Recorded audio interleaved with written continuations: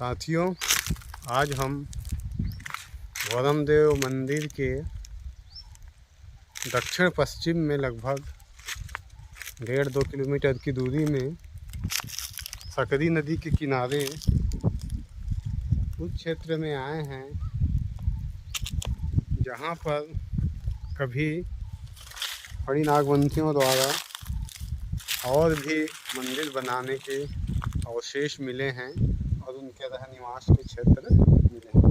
ये देखिए, ये जो सामने दिख रहा है इसको हरधोना तालाब कहा जाता है।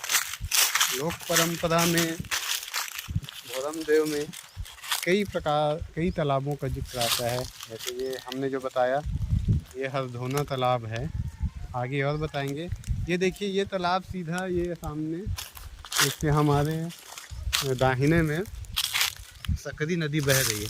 तो ये नदी के किनारे ये देखिए पूरा 3-4 एकड़ का टीला है। ये यहाँ पर पहले जस्ट नदी के किनारे ये जो टीला जहाँ पे मैं चढ़ रहा हूँ, यहाँ पर उस ज़माने में पहले मंदिरों के अवशेष अभी भी बिखरे पड़े हैं। यहाँ पर आगे देखेंगे कि मंदिर थे और मंदिर है चूँकि तो छोटी छोटी वाटिकाएँ हैं, जैसे हरधोना तालाब दिखाया। अब देखिए यहाँ पर भी अवशेष किस ढंग से दिख रहे हैं, मैं आपको दिखाता हूँ। ये देखिए एक मंदिर स्थापत्य का खंड है। ये देखिए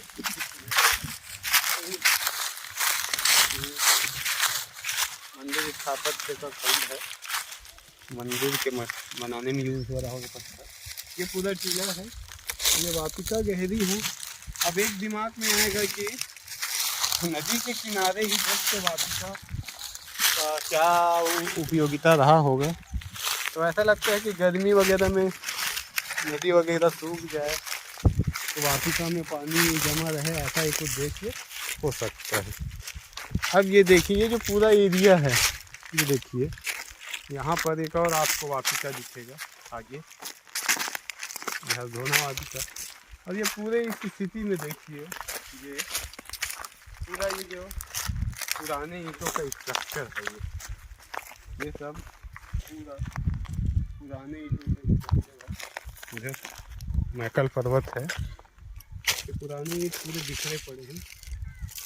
तो यहाँ पर आइए देखते हैं और आगे ये है हरधोना तालाब हो गया। एक और ये तालाब है, इसको चावलधोना तालाब बोलते हैं।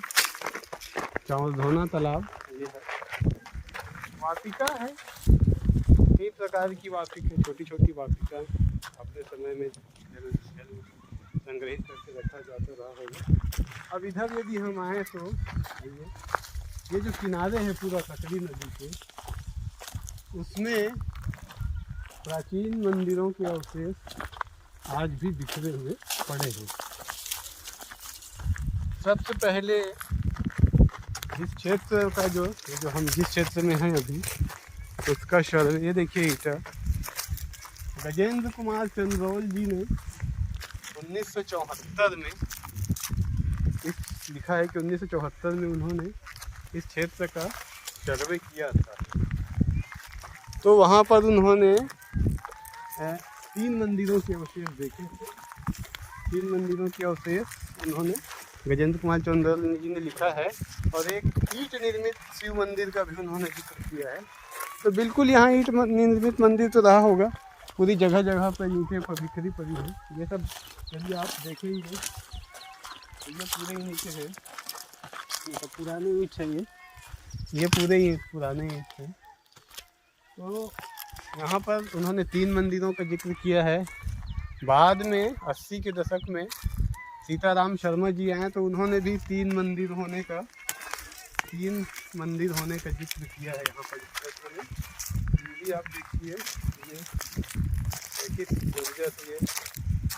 यहाँ पर एक और हम लोग स्थापत्य खंड देख रहे थे, मैं आपको दिखाते हैं। पूरे इस एरिया में मंदिर का स्थापत्य खंड बिखरा पड़ा है, अवशेष बिखरे पड़े हैं। नीचे में देखिए, ये पूरे बलुआ पत्थर के हैं।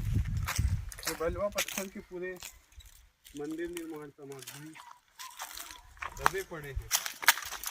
ये सब जो है मंदिर स्थापत्य खंड के अवशेष है। यहाँ पर देखिए ये मंदिर स्थापत्य का पैर जहाँ पे ये देखिए ये ब्याल मूर्ति दिख रही है। आइए यहाँ पे जो है दिखाऊँ सर, ये देखिए ये ब्याल मूर्ति दिख रहा है, ये मंदिर का ही पैर के नीचे रखने का नींव करने। और ये पूरा मंदिर स्थापत्य बिखरा पड़ा है, बलवा पत्थर भरमदेव का मंदिर बना है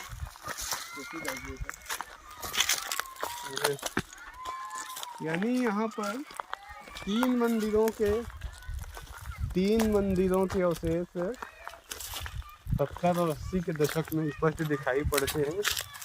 और गजेंद्र कुमार चंदौल जी ने भी लिखा भी है कि आज जो हम भोरमदेव मंदिर के प्रांगण में जो मूर्तियाँ देखते हैं, जो प्रांगण में थी पहले, आजकल संग्रहालय में रख दी गई है, उनमें से बहुत सारी मूर्तियाँ इसी क्षेत्र से ले जाई गई है।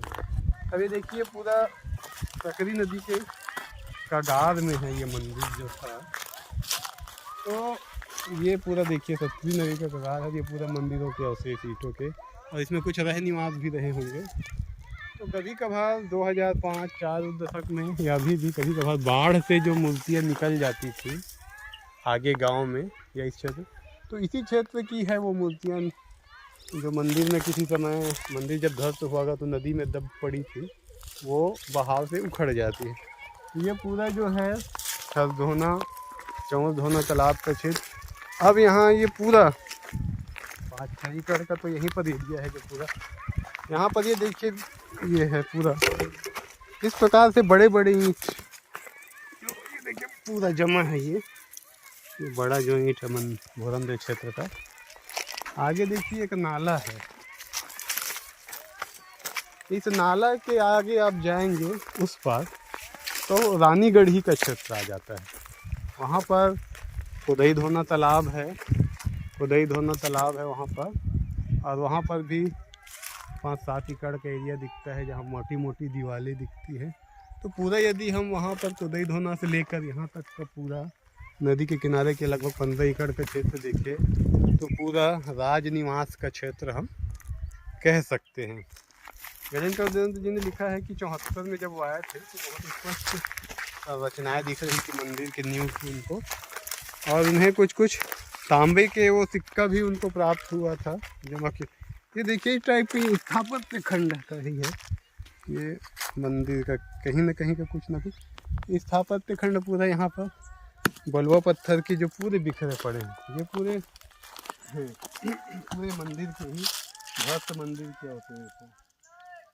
यदि इस स्थल का इस टीले की यदि खुदाई किया जाए तो हमारा अनुमान है कि काफ़ी पुरातात्विक महत्व के सामान मिल सकते हैं। ये जो नदी के उस पास छेरकी के 4 गांव है, वहाँ पर भी आगे जाएं तो एक तालाब है पुराना जिसको फुलवारी तरिया बोलते हैं। स्वाभाविक है वहाँ सैर सपाटे या उद्यान टाइप का कुछ रहा होगा। यहाँ पे राजा निवास यही था, यहाँ मंदिर थे, इधर खुदाई धोना के पास राजन लोगों का निवास था। यहाँ से ऐसे नदी के उस पार जाते रहेंगे, नदी के किनारे किनारे जाएं तो आगे बाएं में छेदकी मंदिर है और आगे मड़वा महल शिव मंदिर है। ये पूरा देख सकते हैं, सकरी नदी में भी पानी। तो ये इस तरह ये पूरा जो क्षेत्र है तो दोनों तालाब का सकरी नदी के किनारे यहाँ पे पूरा ये जो टीला का रूप में है बिखरा हुआ है।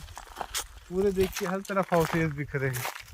पूरे आप नाले के किनारे चले जाइए, पूरा अवशेष आपको दिखाई पड़ेंगे। सही तरीके से देखिए नीचे में हर तरफ पुरातात्विक यानी 11वीं-12वीं शताब्दी के दौर के ईंटे प्रस्तर खंड ये सब दिखाई पड़ रहे हैं। काफ़ी यहाँ पे ईंटे पत्थर हैं, अभी खुदाई से ही कुछ बातें और निकल के आ सकती हैं। ये देखिए पूरा हर तरफ वही है, अचानक कुछ ये मिला तो अलग बात है। इधर आगे फिर चौधोना तालाब, इधर राउत लोगों की बस्ती है पिछले मेरे ख्याल से पिछले 15 साल के बाद की ही है, इससे पहले नहीं थी। ये पूरा क्षेत्र है, एक बार हम लोगों ने घूम के दिखा दिया। इस तरह से है ये। ये मेरे साथ में महेश आमदे सर भी हैं साथ में, हम लोगों ने ये पूरा वीडियो बनाया। तो ये पूरा जो है क्षेत्र है, आगे सकरी नदी दिख रही है, ये पूरा किनारे किनारे, आगे इधर मड़वा महल और शेरकी में नदी के उस पार शेरकी कछार गाँव है। तो ये जो पूरा ये जो फिर हम वापस घूम के और धोना तालाब के पास चले आए हैं। कहने का मतलब ये है कि इस पूरे क्षेत्र में ये फिर हम धोना तालाब में आ गए। इस पूरे क्षेत्र में नदी के किनारे किनारे लेफ्ट साइड में मंदिरों के अवशेष बिखरे पड़े हैं, दबे थे। 70 के दशक में जब गजेंद्र कुमार चंदौल जी ने सर्वे किया तो स्पष्ट दिखाई पड़ रहे थे। 80 के दशक में सीताराम शर्मा जी भी आए तो भी बहुत क्लियर था। अभी भी ध्यान से देखने पर कई प्रकार के स्थापत्य खंड देखे जा सकते हैं। इधर अभी हम और दक्षिण की तरफ यदि आगे बढ़ें तो पहाड़ के किनारे किनारे ईंटों के अवशेष जब वहाँ तक चली जाती है, जब नदी और पहाड़ का मुहाना आपस में जुड़ जाता है, वहाँ पर भी नदी को बांधने के कुछ अवशेष हैं। और आगे आप चले जाइए पूरे पहाड़ के तो दूर दूर अंतराल में कुछ न कुछ आपको अवशेष मिल जाएंगे। यानी पूरा मैकल श्रेणी के ये समानांतर राजनिवास था। कुछ लोग, एक ठेकेदार ने मुझे बताया कि जब वो इधर ये रपटा बनवा रहे थे नदी का, तो लोगों ने बताया कि इस क्षेत्र में राजाओं के घोड़े बांधे जाते थे। इस प्रकार से ये पूरा क्षेत्र जो है गौतमदेव अंचल का ये दक्षिण दिशा जो है पहाड़ के किनारे किनारे पूरा पुरातात्विक सामग्री से टीले के रूप में दबा पड़ा है, जिसे भविष्य में यदि उत्खनन किया जाए तो सामग्री प्राप्त होने की काफ़ी संभावना है। धन्यवाद।